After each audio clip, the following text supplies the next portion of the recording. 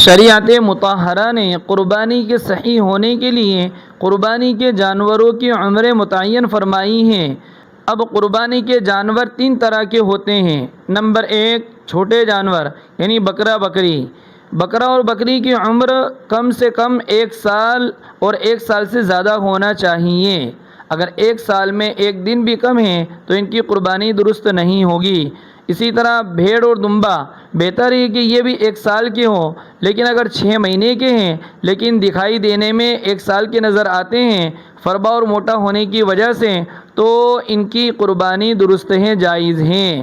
فی زماننا ایک غلط فہمی عوام میں یہ پائی جا رہی ہے کہ جس طرح 6 مہینے کے بھیڑ یا دمبے کی قربانی درست ہے، اسی طرح وہ بکرا یا بکری جو فربا ہو، موٹا ہو اور 1 سال سے چھوٹے ہوں، ان کی قربانی بھی درست ہے۔ حالانکہ ان کا یہ خیال بالکل غلط ہے، بلکہ بکرا اور بکری 1 سال کے مکمل ہونا چاہیے، چاہے وہ کتنے ہی موٹے تازے ہو جائیں۔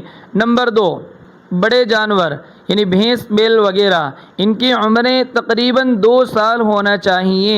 اگر 2 سال میں 1 دن بھی کم ہوگا تو ان کی قربانی درست نہیں ہوگی۔ نمبر 3، اونٹ اونٹنی وغیرہ، ان کی عمریں تقریباً 5 سال ہونا چاہیے۔ 5 سال میں اگر 1 دن بھی اگر کم ہوگی تو ان کی قربانی درست نہیں ہوگی۔